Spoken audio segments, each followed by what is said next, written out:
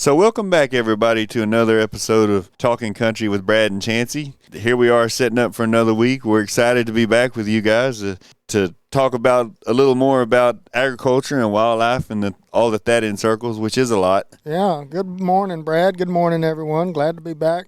Here at the Cameron Farm and Ranch. We had our breakfast this morning. We had our coffee this morning, and it's a beautiful day here in Central Texas today. Really nice considering what's coming for the following week. It's supposed to get pretty chilly here this week. A little cold blast coming. Hopefully nothing like we had last February, but it's going to be pretty close, I think. Sure is. It's going to be below freezing. They said maybe one day all day long, and then when you take, into rain, that could cause for some slippery, sloppy conditions. I know y'all up north laugh at us, but I tell you, if we get ice and rain down here in Texas, it shuts everything down. There's schools out and everything. Hey, and I teach at a school, so I'm kind of a little bit kind of hoping that it does snow and sleet just a little bit and the roads get a little slippery, because that makes for a nice day off sometimes. It does. You got to make it up when it gets pretty. I guess we probably need to feed cows anyway. Well, that's what I always tell my bosses at school. I said, I don't understand why we have bad weather days, because you can't do anything at home on a bad weather day. Yeah. We need good weather days. Like, hey, it's too pretty to go to work today. Yes, this is a day fishing. This is a good. Let's take the day off. Let's regroup. Y'all go home. Have a great day off. Yeah. And no, instead we get to stay home when it's all cold and nasty, and you don't even want to go outside. You just want to sit by the fireplace. Yeah. Well, in our weather, it's either hot or cold, and we only get a few days a year. Some in the early spring and some in the fall, where it's really bluebird. What I say, nice days. 60 degrees and chilly mornings and just pretty bluebird sunshine days. Man, and today is one of those here. Yeah, it is. Yeah, it's fishing day. Need to go hit the river. I mean, it is that today. So today we're going to talk about something that we really didn't have any intention of talking about, but as it turns, well, I'm sure we would have talked about it eventually at some point. Yeah, it's that important. But I was contacted this week. It's kind of strange how people all over the world tune in and listen.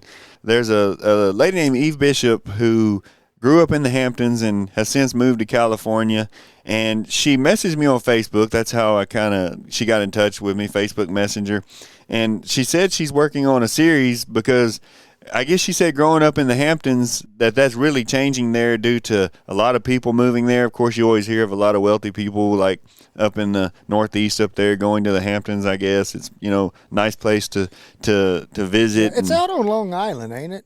The Hamptons? Yes, I think it is. On Long Island, so yeah. There's probably some people in New York listening who are like, that ain't nowhere near where it's at. It's right. Yeah. So she since started this 4-part series, she told me, and she's titled it Deer Humans, which she's going to highlight the interactions between the people and the deer there, as the deer are really getting out of control. There's just getting to be so many deer that they're becoming a nuisance to some people, but then you have the other side of people who really like all the deer and are just fine with all the deer being there. And so she's going to put together these different opinions, I guess, and these different thoughts of what to do about this problem, being all these deer are just taking off and reproducing, and there's getting to be so many deer in this area. And people too. And people too. There's getting to be a lot of both, and that's what the problem is. Ecological, it's a lot of different factors and issues. Yes, taking place in there, because it's not just a New York, Hamptons, Long Island problem. This is getting to grow nationally, and it's even now. It's been a Texas problem too around Austin in Hollywood Park and Lakeway for a long time too, but now starting to expand. This issue's starting to increase, and I foresee it increasing even more in the future. Well, and you go back to the biology of a deer, they reproduce for many, many years. And most of them have twins. Yep, twins are the rule. And so if you're not doing something to manage this production you have going on of deer, the numbers are going to increase just naturally, because that's just the way that they're set up to do. And so there's lots of factors that go into these neighborhood developments and all these residential areas to where it makes management of deer hard, I guess you would say. Absolutely. And so really it comes down to deer looking for more of the resources that we talked about, food, water, space, and then humans are actually doing the same thing. Yeah, all of us are living creatures. We're all out there looking for food, cover, water, and space. Yes, and those are the fundamentals. They are, and we as humans are looking for money. Yeah, and so because we have to buy resources. Yes, and so if you think about why people settled where they settled to begin with, whenever the first people came over to America, I guess, well, where did they settle at? Well, where these resources were most abundant, where you had the most space, where you had the most food, where you had the most water, where the climate was good. Abundant water. Abundant water. Mm-hmm. And so that's where the first people settled at, by the rivers. There was good ground in the river bottoms. And where the farming was good. And so probably guess where most of our big cities are now? Well, in these areas where there was enough resources for people to actually to do well, to thrive. Yeah. And so that's where the problem with it is, I guess now we're really starting to cover these areas up in concrete because they're now turning into cities. It's just all due to just an influx of people, I guess you would say, and people moving not only internationally, like coming in from other countries, but we also have a lot of people, probably more people, moving domestically from state to state to state is also an issue, along with your natural population growth, which means births compared to deaths, I guess you would say. And well, to make your point, what you were saying, of course, like if you look at our big cities and just say Texas, because that's what we're most familiar with.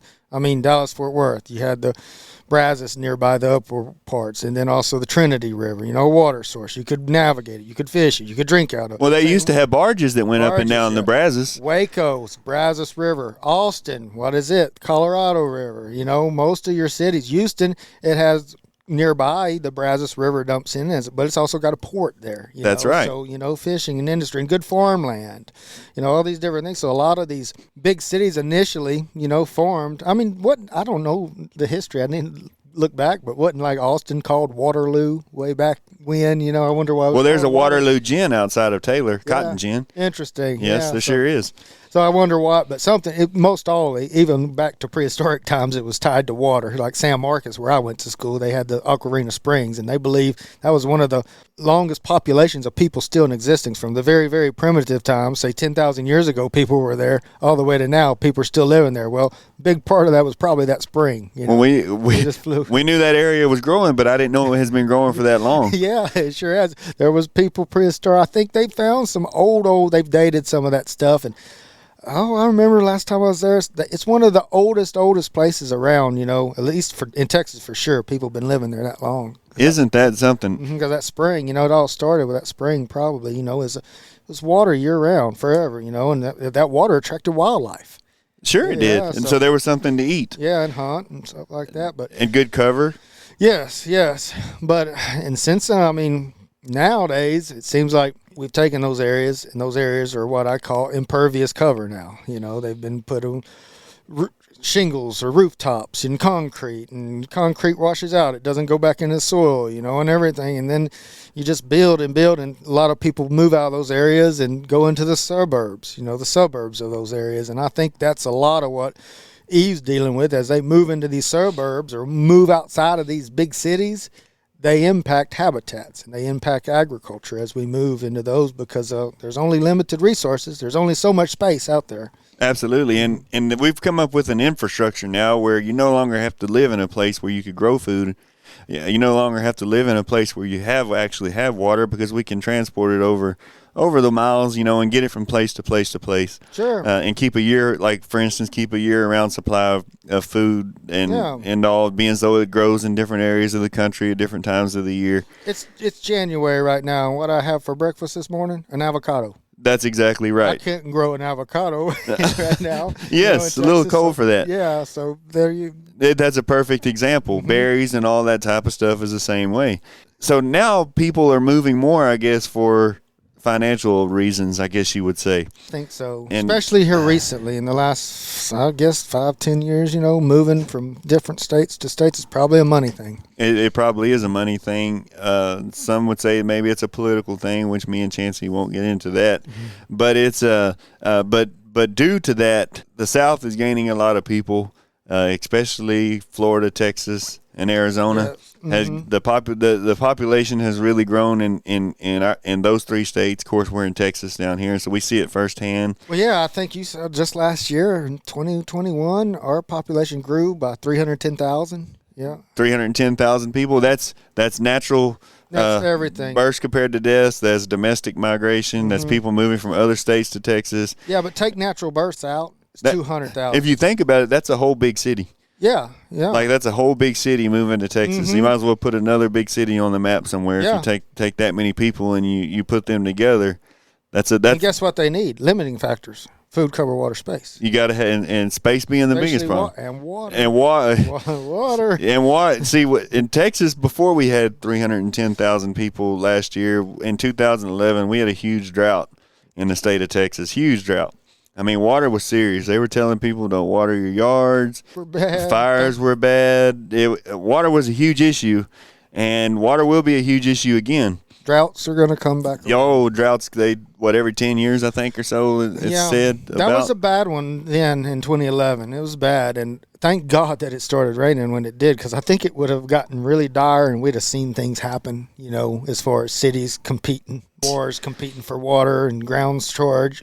Because another thing, if it doesn't rain, you're not recharging your aquifer. In our neck of the woods, y'all, we have aquifers. A lot of the water A big part of Texas gets their water rivers, from underground rivers, yes. And if it's not raining, or for land use or impervious cover, whatever you want to say, sometimes these aquifers don't recharge correctly, and then that means that water can become a serious issue, and I think it will again. And now we've got more people coming here, and the more ground we cover in concrete, the harder it makes it to recharge an aquifer, because now you get what they call runoff. And then it comes into wastewater. It runs off. It doesn't filter back down into the ground like it's supposed to, which is a lot of our agricultural lands, yes, our wildlife and our farmland. They help the water percolate back down into the ground, whereas if you cover it with rooftops and concrete, like I said, they call that impervious cover. It doesn't soak into the ground. And, being right outside of big cities, we see it a lot more nowadays. I mean, you can look at the erosion on the riverbank and tell that there's getting to be more and more flooding as the riverbank is sloughing off more. Trees are washed off. Trees are washing off, and we live on a creek called the Big Elm Creek. And this creek drains water out of a local city, Temple, Texas, and that creek now floods. When it floods now. Yeah. I mean, it due to all the runoff, And dams are a big problem on that stuff, messing up the kind of water cycle. You know, I mean, dams kind of add to that, but also the flooding and the cover, and it's a whole lot of stuff. But I'll get into that more of the flooding and the dams and the way that I believe ecologically it could have been.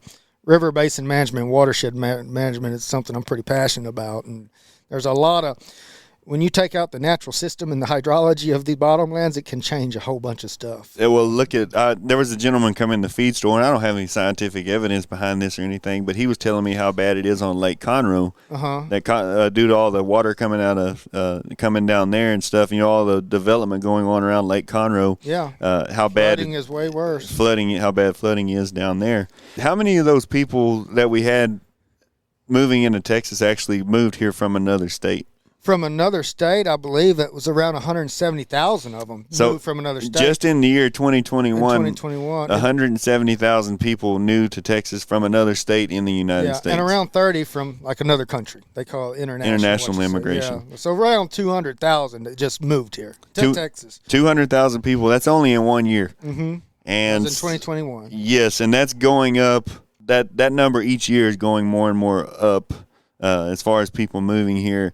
The curve of the graph is getting steeper in the upward trend, I guess is the word I'm trying to say. So if it's 200,000 last year, it's going to be more than that. Well, yeah, I think in the coming years. Predictions, and this is a publication that Dr. Cathy put out about overabundant deer, him and Sean Locke and a bunch of other good people. I think that their thing, and this was put out in 2019, they're estimating, by 2030, there may be as many as 33 million in Texas by 2030, and I don't think they were accounting for all this growth that's just happened in the last year. Oh, absolutely. And this is just goes to show we've been out of college for, 20 years? When I was in college taking ecology, I remember because we had a presentation, I had to do it. I think there was 19 million people in Texas, and that would have been in 2003. 19 million? 19 million in Texas. So now, how much is there? You said 29 million? So in 20 years, it's grown by 10? Wow. It's grown by 10 because I remember there's like 19 million in Texas, and it's what they said, or it was on a presentation somewhere I remember hearing, Man, I don't know. And that seems like yesterday. That's pretty quick. Mm-hmm. And where are most of the people moving out of? Well, if you look at it, California has lost a lot of people due to people leaving for domestic reasons. Last year, 367,000 people left California. just to domestically move. They left. They left California. They left California to move to another state. Yeah. New York, another one. Yeah, 365,000 left New York last year. And I believe Illinois was another one. Illinois, yeah, a lot of people moved from Illinois, 122,000, and based on size, a whole lot of them moved from Washington D.C. too. Based on percentage-wise, 23,000 moved out. Yes, for total like for the total compared to the total number of people that live there. A percentage-wise, a lot of them were moving, and those were the big ones.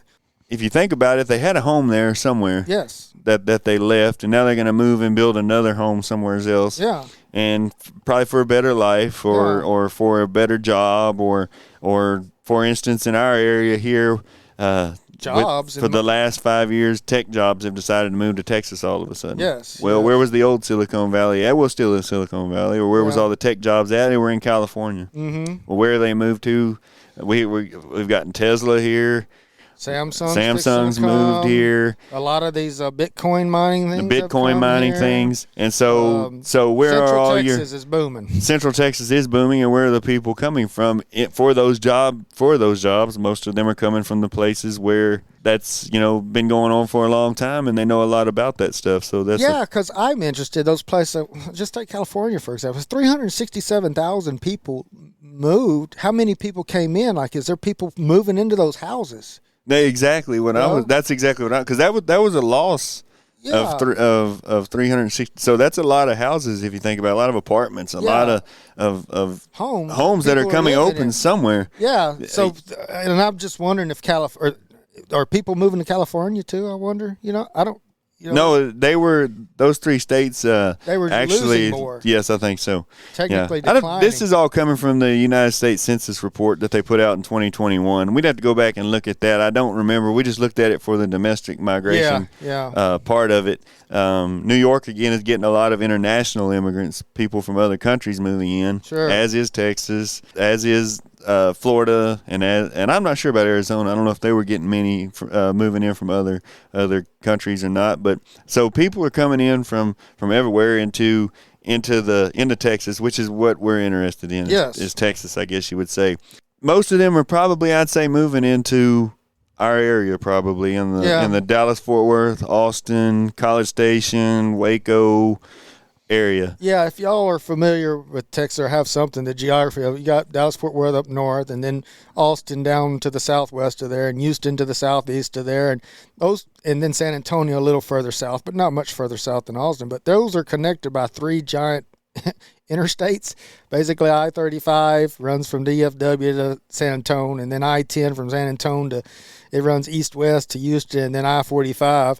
And that area in between is where we're at. And that area is growing big time. Yes, super fast. And it's a very valuable area agriculturally. Most of our blackland prairie. Most of our blackland area. Yes, it's a strip of blackland dirt that runs right up that area, right through the center of it, really. Yes. And as more and more people are moving in from other states, from other countries, more people being born than are dying. I guess you would say natural growth growing on. Well, it's getting covered up pretty quick, at a very fast rate. And it's almost kind of it's urban sprawl is basically what it is. As this happens, you get more and more people, you get more and more houses. Well, that starts to interfere with some of the not only the farming and the food production, that type of thing, which we need to conserve as much as we can, which is a soapbox of mine because food and fiber. And fiber. There's a lot of places that you could build a house, but there's very few places where you can grow food at. To feed yourself. Yes. And we do very little to protect that. No, and we can't grow. Last I checked, it's very hard to grow corn to feed yourself or anything on concrete. You can't grow it on concrete for sure. Mm-hmm. And you need water. You need water, and it's all running off, into the ditches, and we're not saving very much of that. But there's a lot of places where you could build houses at. There's a lot of places you could build certain industries at that doesn't cover up the land we need to grow food. And as more and more people move to America, not only does America depend on America to grow food, the world depends on America to grow food as well. I mean, we're so far, we're ahead of the game as far as agriculture is concerned. We can produce a lot of food on the resources that we have, and we've been able to increase our production per acre due to better genetics, due to BT genetics and that type of thing to feed more people with less acres, but there's going to come a day when that's going to get tougher and tougher. Groundwater's already running out in certain parts like West Texas. I remember 20 years ago when I worked up in West Texas, and it may have changed since then. I don't know for sure if it has or not, but there was places that they didn't have the irrigation anymore to grow corn there. They had to revert back to like cotton and sorghum and wheat, things that took less water to grow. And because groundwater is becoming an issue due to the recharging and due to more people sucking it out, when you start sucking more water out than you're putting back in, well, you're going to have an issue there, you know. But it's not only just agriculture. You said that, but it's for us in Texas, where do most of our wildlife and natural resources occur? They occur on farms and ranches, private lands. Yes. I mean, private lands are everything as far as they're producing the food and fiber mostly in Texas, you know, the farmers, the landowners. But that's also who owns the land and has the land where our wildlife occurs. The stuff that we love are scenics. There's also where our aquifer gets recharged from. Absolutely. It's also where the air gets filtered and cleaned, all this clean air space out there. So these farms and ranches that are now being encroached upon and being by urban sprawl and growing out in Blackland Prairie, getting built houses all on. It's been going on for a long time, but it's really been supercharged in the last 5 years. It really has. In the last 2-3 years, it's been supercharged. Yes. And we're seeing it more and more and more. Well, when those houses are gone, not only is it taking out farm, but it's also taking out wildlife habitat. Like I said, Texas, the 90% of our wildlife occurs on private lands, and most of those are farms and ranches. Absolutely, and wherever you build these subdivisions, wherever you have to do all this subgrading, where you have to dig 6 to 10 feet of black dirt out, and you bring in fill dirt, you pour concrete, you're never going to farm that again. That's gone forever. Yeah. Once there was a professor I had at A&M. And I think they even put this on a T-shirt at the time, but it said that we owe our very existence to the top 6 inches of soil and the fact that it rains, and that's very true. Amen to that. That's very true. I mean, everything that we have, the food that we eat, the clothes that we wear, comes from that 6 inches of soil, and which there ain't that soil and that amount of rain isn't all over the place. It's just in certain areas, and it's always amazed me that we set aside all these national parks and all this stuff for wildlife, but the places we grow food on, we do very little to protect that. It's just, I mean, even in cities and stuff, you have a zoning in a city where you can't build businesses in this residential area, you can't build houses in this industrial area, but you get out to the farmland where we're growing our food. In our area, grow whatever you want to grow.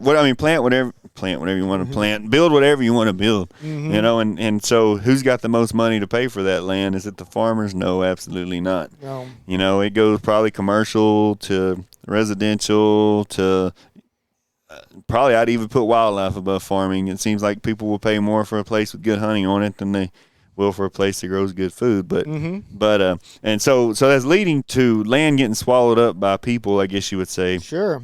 So what Eve is talking about is how this is creating a conflict between people and deer. It's already going on around here too. Yeah, and it's not just deer. I mean, when you get rid of wildlife habitat to build houses or something, in the wildlife world, there's different kinds of species. You've got opportunists, you've got specialists, you've got some animals can easily adapt to change. White-tailed deer are one of them. Coons are one of them. Coyotes are one of them. What's an example of something that can't change?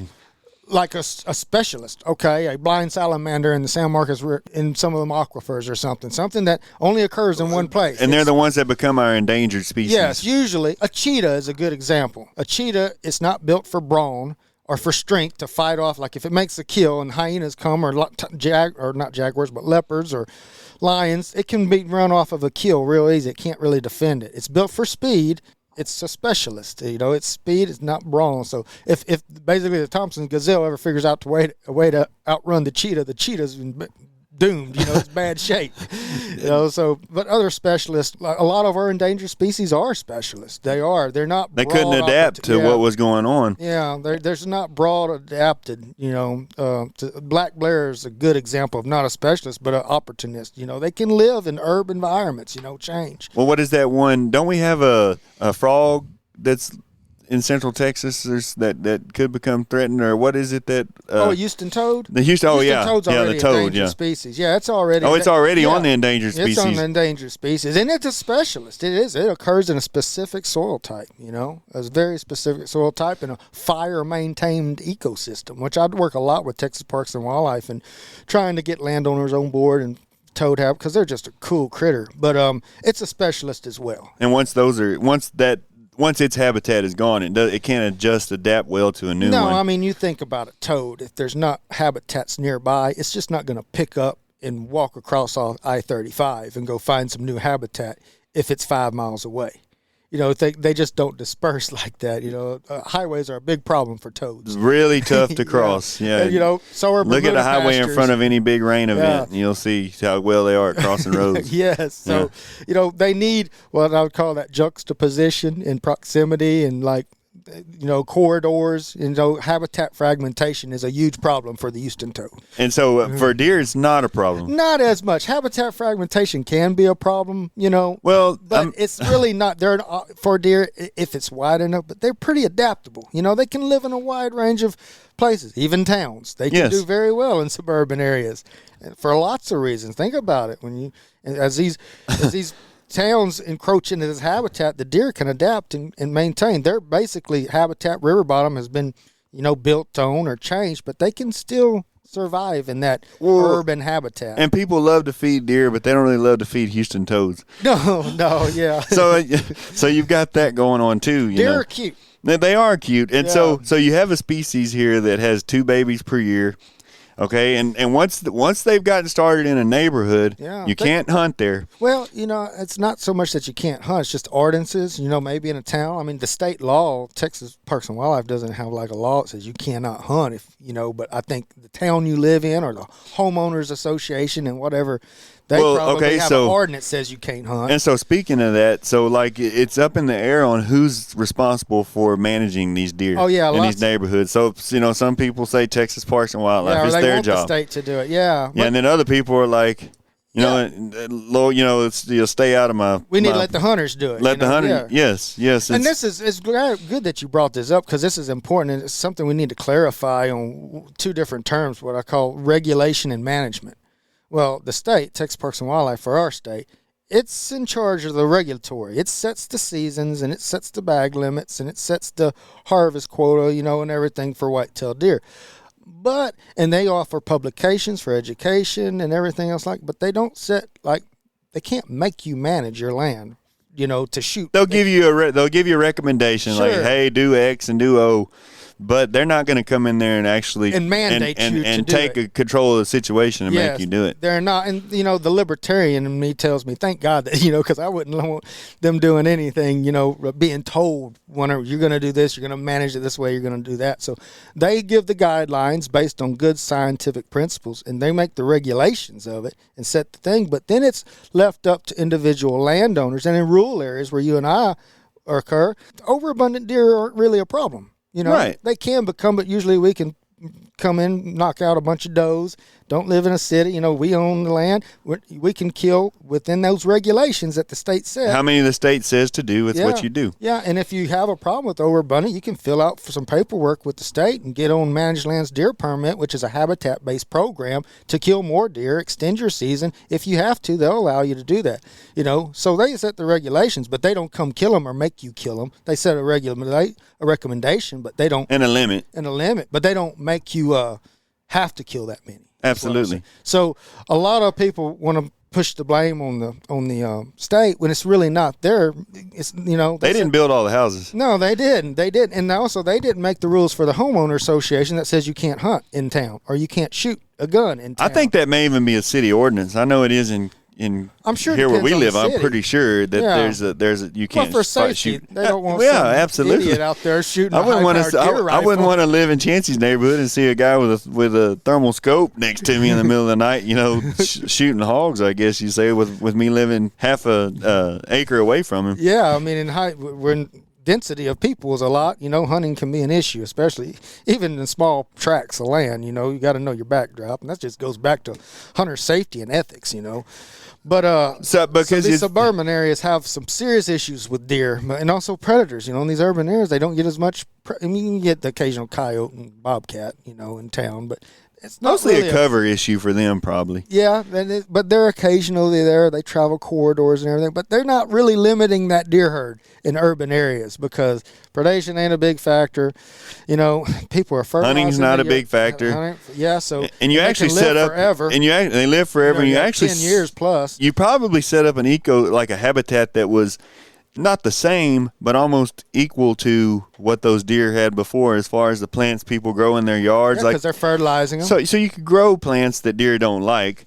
But I mean, they're not. A lot of the flowers that you plant and different things, deer like those things. The shrubs, they're fertilized, so it's like. Oh man, I mean, the richest probably soils in the world are probably in a lawn in a subdivision. Because people tend to it's such a small area. You got to buy a full bag of fertilizer. You might as well use it. Yeah. And so the grass is high or the forages, I guess, are high. In nutrients and the deer got good stuff to eat. People like to feed them. Some people like to feed deer, and that's where other ordinances come in, depending on, I guess, the socio-cultural aspect of deer. Some areas are okay with feeding deer, some areas not, and you got conflict that comes with people that, because we talked about biological carrying capacity in one of the other ones. The carrying capacity, it doesn't change. It's whatever the land can handle. Well, there's another kind of carrying capacity out there that's called cultural carrying capacity. And it's the amount of deer or wildlife or whatever animal that humans are willing to accept until they start getting ticked off, basically. And that's a different level for different people. Yes. It could be like for me being a farmer, and them deer eating the cotton plants, the deer eating the tops out of the corn plants. Yes. One deer is too many deer for me, in my opinion. But then you got Chancey here, who's a wildlife biologist. And so his number of maximum deer is a lot more than what mine would be. More than likely if you're a child, and then somebody lives in town that's growing a garden and the deer keep mowing over his garden every year, his level is pretty low. But his neighbor who doesn't grow gardens and loves to feed the deer because she or he loves to look at the deer and just loves to watch them, their tolerance is pretty high. Their tolerance may be so much they'd like to feed them out of their hands or make sure, So all these different levels and people are competing. And you're putting a lot of people together too. Yes. Who have different ideas and opinions, and that's what Eve's whole that's what her series is gonna highlight is the different opinions from the people in her area up there and how they wish what they would like to see done with the deer. Yes. And it's a controversial issue, but the science is pretty clear on it. It's very controversial. Yeah, but the science is carrying capacity and biologic and population dynamics. I mean, that movie Bambi was put out years ago, and I don't know, as a wildlife biologist, I can't stand that movie. It just sets a precedence and makes people believe that Mother Nature and wildlife is out there as some Shangri-La utopia, and it's just not the case. There's predators. Mother Nature can be a very harsh environment, and those animals are adapted to do it, to live in that. It can be very brutal. And we're seeing the same problems again here in Central Texas with the deer, especially around Austin. You're getting to the edge of the hill country there. A lot of deer issues going on there, wild hog issues going on there. As more and more people tend to come in, and more people are coming in, it's becoming a bigger and bigger issue. The deer issue is going to grow. It's going to start leaving less Austin and San Antonio, but it's going to start growing into these areas. It's going to happen. It's not just deer; it's other feral hogs. It's going to be squirrels. It's going to be raccoons. In the Blackland Prairie, it's going to be rattlesnakes. You watch. Oh yes. As they keep moving in there, I guarantee you, they're building houses and subdivisions and everything. Because most of our rattlesnake, western diamondbacks occur in the Blackland Prairie, and they can't do well with impervious cover, of course. But a lot of these places are being subdivided in what I call like little ranchettes, 5 acres, 10 acres, and there's plenty of cotton rats or whatever, and they're being put into pasture. So there's going to be, and if you have apartments that back up to there with playgrounds and things like that, they'll move right on there. rattlesnakes, I think, are going to become an issue. And I tell you, these people, maybe some of them from California are kind of used to rattlesnakes, but that's going to be a wake-up call for some of these folks moving in the Blackland Prairie, I think. Yeah, absolutely it is. And you know, you've got the copperheads on the other side of the river over more there in too. the sandy land, yeah. And so what are some methods that we have to actually manage these deer in these increasing urban population, increasing urban areas, I guess you would say? Well, there's several techniques, and they basically can be broken down, Bradley, into two different categories. Because once again, you take the natural part of it away because there's no predators. Yeah, or not any to make a significant impact on the population. Yes. Yes. And then, of course, so there's not as much predators. There's no hunting. So those does, which usually twins are the rules, they can live to be 10 plus years or older. 10 plus years easy, and have twins every year. And so, I mean, the population can grow very fast in a short period of time in these areas. So, you still have the problem with disease, I guess. Yeah, you have the maybe disease. That takes out some of them, maybe. Yeah, and I mean, that talks about ticks. The more deer, so Lyme disease is an issue in lots of places that have these problems. So Lyme disease doesn't affect deer per se, but it affects humans. And disease. So deer are carriers of it, but it doesn't really affect them. It's the tick. Okay. And the deer carry the ticks, and those can get on us. And I think the life cycle of a tick, or any parasite's fascinating, actually. And I don't know the exact life cycle, but it's got to get on like a rat or a mouse or a rodent, and then it moves to a deer, and then that deer can get on a person or something like that to make the disease, the function. But as far as control methods, you got to break it down into two categories, lethal and non-lethal. Basically, and some examples of non-lethal techniques would be fencing. I got deer getting in my garden. Well, there's a way. Put a 8-foot high fence around it. You're putting a Band-Aid on a problem, put but a deer-proof fence on it. Hey, that's something you can do. But then you got to look at an 8-foot. And if you got to live in a city that might not have certain, so instead of a privacy fence, you got to put a game fence up. Fence up because deer can jump. How would your neighbor like that? Yeah. Or electric fence. You can do that. That's an option too. So you can fence stuff. Say you're getting in your garden or they're getting in your yard. You can put a fence around your yard. That's one way to keep them out. So that fixes that problem. You don't fix the part for you. Yeah, it fixes the part for you, and it doesn't fix the part for them. The car accidents. No. and I mean no. You drive up and down the highways, on the outskirts of town, and there's just lots of dead deer in the ditches. You can also, other non-lethal ways to try to curtail is don't plant things that deer eat. If you're going to plant landscape plants in those areas, try to plant some. There's some plants that deer don't like to eat. Do you happen to know any of those off the top of your head? There's a lot of our native ones, that they don't like and that are pretty and blue, like lantana. Oh yeah, very they won't usually eat lantana.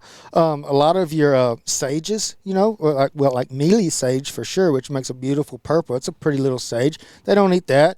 I don't think they eat wax myrtles too much. I'm not saying if they get really hungry, they're going to eat just about anything they can. But there's some deer out there, and there's a list. I can't think of it in my top of my head. There's a list. You can go Google TPWD deer-resistant plants. And it's plants that are ornamental. They're adapted to our landscape. Most of them are native that deer tend to not eat.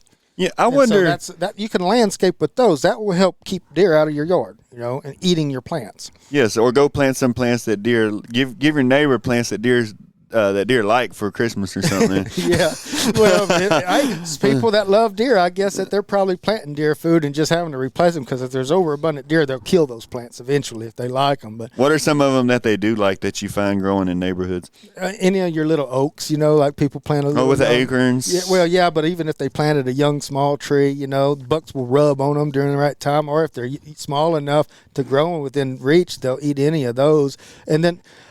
So many of your ornamental shrubs, just like I think your photinias and a lot of the stuff that people pick for pretty blooms and stuff, like the deer will really hammer. Even the ones that make the little berries? Yeah, just so much of our landscape plants. And like I said, there's a list of them, but I know deer will eat a lot of them. They like them a lot. But if you can try to landscape with the ones they don't like as much, then you don't have they're not attracted to your property from a food source, per se, if they don't like the food there. Okay, that makes sense. Yeah. And so, another non-lethal way, and we sell it here at the feed store. I don't know if they work. Maybe you do know if they work. They make like a deer repellent. They do make repellents. It's all temporary. They get used to it. Deer aren't dumb, and, because there's other. Do they work though? Do those maybe for a little while until they get used to it? Is it an odor or what is it that keeps them off? I've heard that it's human hair or human urine in some of it. Oh, wow! Something like that, but. They get used to it. If they're already living in an urban environment, stinky people is something they smell every day. That's true. Every single day. So don't. Now, maybe in the wild, if they had never smelled anybody, then yeah, they might freak out about wolf urine or something, or people. But for the most part, I just think it's a temporary fix. It's a Band-Aid. Because other non-lethal ones are visual. People put scarecrows up on their place. Yeah, it might work for a day or two, and then guess what? They're like, that thing hadn't moved in 2 days. So what you're saying is don't go out and start peeing in your yard just yet. Because there's a good chance that they'll get used to it. They'll get used to it. Yeah. So if you're going to do that, just do it once a month or so. Yeah. Keep them guessing. Mm-hmm. Yeah. Barking dogs help keep deer away. I bet dogs are good at keeping away deer. Yeah, and at night they really help keep your neighbors awake too. And you. Yeah, then you got that issue. Yeah. That's a whole nother topic there, I guess. So those are all is there any more non-lethal ways of controlling deer? Trapping? Yeah, trapping. But when you got to think about deer, most of the places in Texas, if we trap deer out of an area where they're overabundant, where are we going to take them? Because where they're overabundant, there's already a lot of deer all around that area anyway. That's why they're overabundant there. Yes, yeah, because they've already the resources are used up. 30 years ago, there was a place. Yeah, 30 years back when you could probably find a pretty good spot to dump deer at. But in Texas, most of the white-tailed deer habitat in Texas, I'm just going to go out there and say this, and I may be wrong, but I don't think I am. I think most of the white-tailed deer habitat in Texas is already at carrying capacity. It's full capacity. It's already at biological carrying capacity. I agree with you because it seems like everywhere you go now you see deer. Yes. I mean, you don't have to look very hard for them. So unless there's a property that needs deer or wants deer that's approved by the state, there is a process out there. It's a non-lethal, I guess you could say, that's called TTT permit, which is trap, transport, and translocate, which, you could take deer. But those people in those areas, the suburban areas, a lot of times they'll frown it depending on the cultural stuff, because those deer usually on that TTT, they're used for hunting. They will be hunted eventually because they're taken to another area. Most of the time they're hunted. So that's turning a non-lethal thing into a lethal thing. Kind of. And like I said, a lot of the cultural and social issues with the deer-human-urban conflict, some are all about trap, transport, and translocate. And then other ones, I'm all about trapping them and moving them to utopia, or like when I say utopia, I'm talking about Shangri-La, a paradise, but not the town Utopia. That's where the first thing popped into my head, Utopia, Texas. Yeah. But they're not, I don't want them to go there if they're going to be shot, or hunted, so, just other cultural issues that we deal with. Get into some lethal ones. One of them that I think is a great program, which is kind of based on. Before you do that, Chancey, with the transport, you have to have permits for that. That's highly regulated. Wildlife. Yes, this is something, we're discussing, but before you ever got to a TTT permit or TTP permit, you would have met with homeowners associations. You would have had discussions. You would have had biologists out there from Texas Parks and Wildlife, specialists from Extension, AgriLife, private biologists talking, discussing before it ever got to that, because you have to have a permit through the state to do any of that. Because like I said, they're regulated.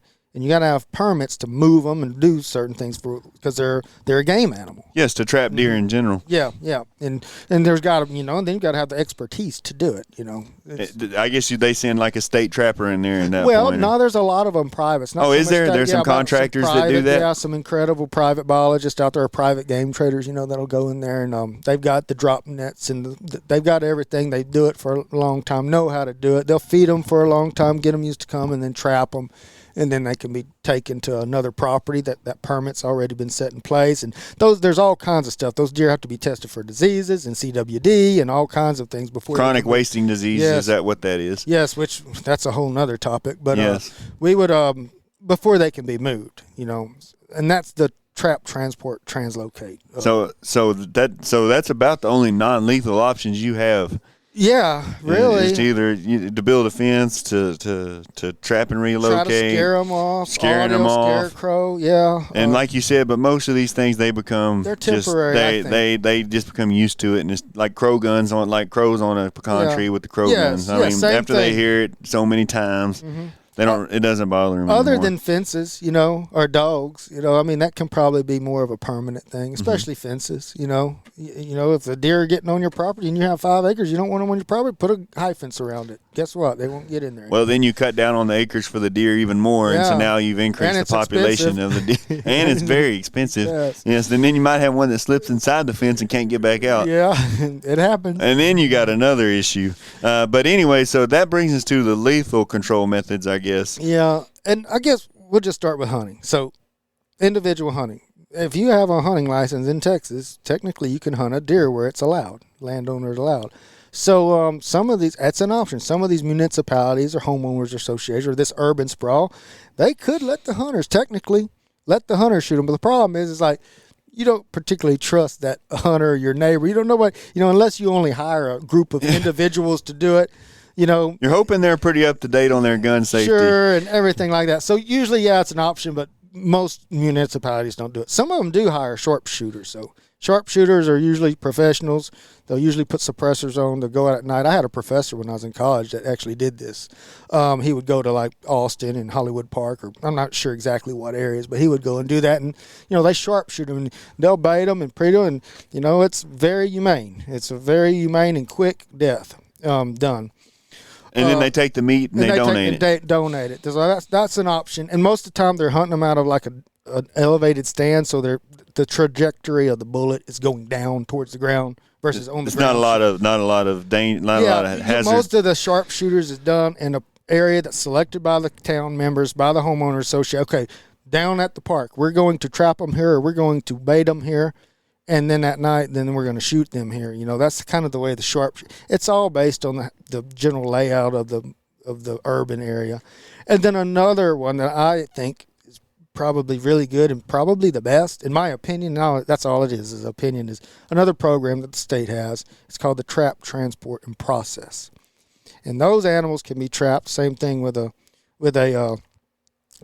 professional comes in, traps those animals, baits them, catches them in a net, and then those deer, since I said carrying capacity is already, the habitat's already at carrying capacity in the state for most places, those deer are then sent directly to a processing facility where they can be processed and then given to food banks or given to hunters for the hungry. Used to feed people. Used to feed people. Mm-hmm. Yes. And which is an excellent deal. The only problem is somebody has to pay for the processing of those deer. Generally, they do. Yeah, generally somebody has to. And, that could be something that the homeowner association, I would think, all this stuff, you need to have a committee and have discussions and get everybody on the same page that, if the deer are that big of a problem, how many people are, just look at collisions in your community. How many people hit deer this year and how much was the damage? Well, if everybody in that homeowner association, to be in that homeowner association, they donate an extra $15 a year to go to the TTP program to help process, or package That's that exactly meat right. to give to a church or give to a homeless shelter or something like that. Because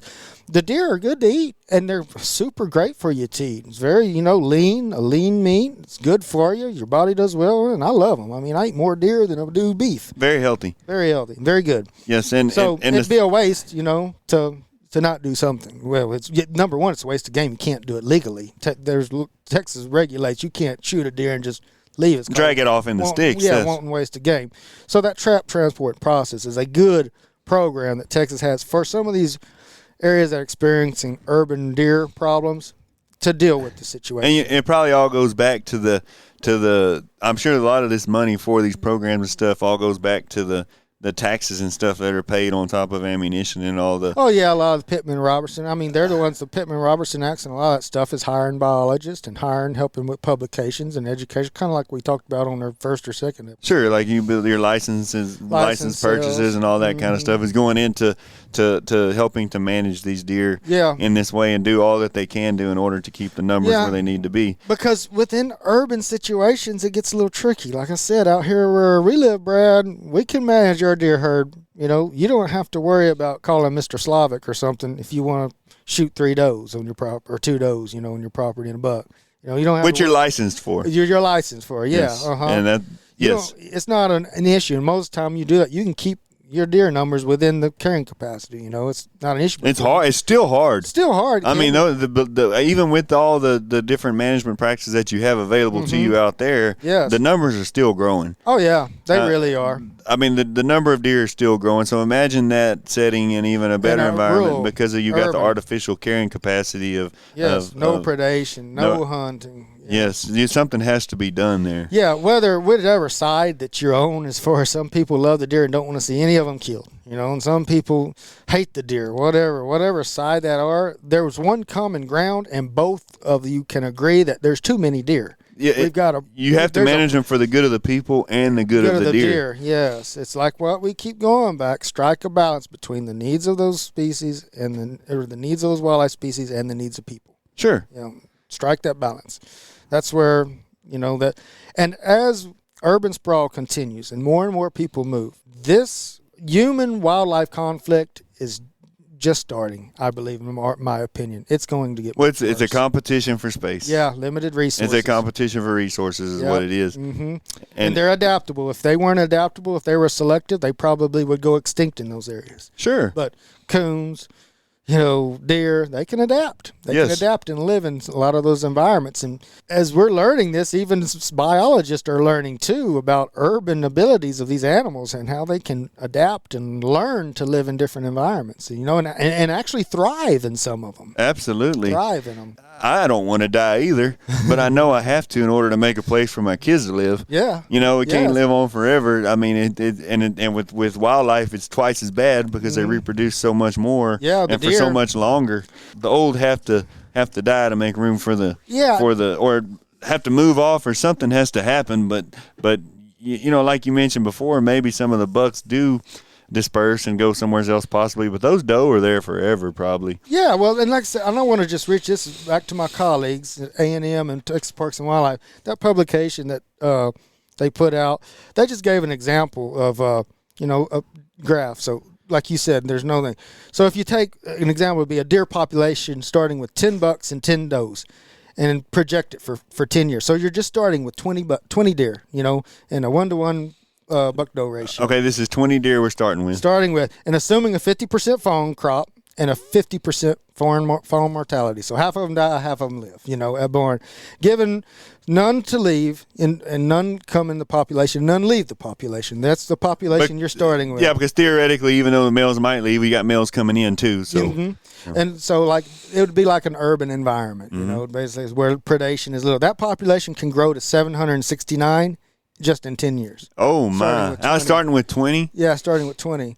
Based on, that twins are the rule And 20 deer is not many deer. No, but just think 10 years. 760. And that's taking out what you figure will survive. That's not like in a perfect world where they all survive.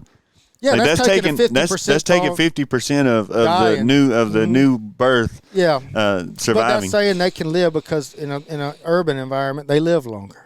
The does can produce and live longer, and there is less predation technically. But that's just a lot more cover. Yeah. I mean, the wind blows a lot less in town than it does out in the country. And they still need cover, but I tell you, they can just adapt. That like when we talk about cover in urban environments for deer, I mean, it's a little different. It's cover. a little bit different, but in some place like in the hill country, they got cedar breaks in a lot of those, and they've got walking trails and a lot of those riparian areas that they protect. Which deer are extremely, extremely adaptable species. White-tailed deer are, and so and that's kind of unfortunate in this case. It is unfortunate in this case. From a human standpoint. And actually, deer get the short end of the stick too of it because they're the ones getting hit by cars. Yeah. They're the ones. And theoretically, they were there first. Yeah. Yes, they were. I mean, we've had people who complain about the wild hogs who are tearing their neighborhoods up. Well, they're an exotic invasive species for one. Well, absolutely. But I mean, in the same token, they're pretty adaptive too. Oh, they're the most highly prolific large game animal in North America. Yeah. Yes, and that we will definitely be talking more about wild hogs and stuff. If we did that same population graph with 10 hogs and 10 sows and 10 boars and projected for 10 years, I don't even know. I'd be scared to look at what population growth would be on those animals. I don't have it with me, but they're very prolific. Absolutely. And so, I hope that we touched on maybe a little bit of the science involved with this deer and human interaction, and maybe some ways that people are trying to deal with it, and some methods of possibly doing so. Yeah, and it comes back to, Brad, we've got to get along with our neighbors. It does. Get along, and we got to talk. You got to come to. You got to, and that's such a problem in the world today that nobody can find neutral ground on anything. And we've got to respect differing opinions. Respect it. You have to still respect the person that's giving it, and hear them out and listen to them, because whether they may be right or wrong or scientifically right or scientifically wrong. Well, it's one of those things. There's so much gray area. Yes. Nobody's right, nobody's wrong because it's a difference of thought. I mean, so what one person is going to be total opposite, but in the end, you got to do what's best for the animals and for the people. Yes, and that's where these discussions are going to have to be had, and they're going to continue to be had, and probably will increase as we have more and more people move into our area specifically. Temple, Hutto, Thorndale, Thrall. It's coming this area big time. Yes, it is. Yes, it is, and so that's a little bit of that. I think we pretty much covered just about it. Well, the only thing left, I think, Chancey, that you mentioned was, how when you get too many deer, that messes up the ecosystem. It messes up the life with other organisms, I guess you say. Well, like I said on that one of those episodes, especially like east over there, like where Eve's neck of the woods over there in the east, like deer are considered a keystone species, and even places in Texas, I would agree with that and agree with them wholeheartedly. Too many deer can change the plant community stage. It can change because deer are selected, just like Cal said. They will continue to eat the best plant out there, the most nutritious, and they'll eventually. And there's other animals that need this species too. It's not just that the deer run out of food. There's other things that those deer can outcompete. Yeah, and a lot of these plants that they're eating and hurting and changing the vegetation composition of the community or plant community or forest. Some of those plants may be a host for butterfly larvae specific. A lot of the butterfly larvae are plant specific. A host, and some of those are for butterflies. So it's a system, and even as much as we try to study the system, there's a lot about the system you don't know, but it's very highly connected. Think of it like a giant spider web.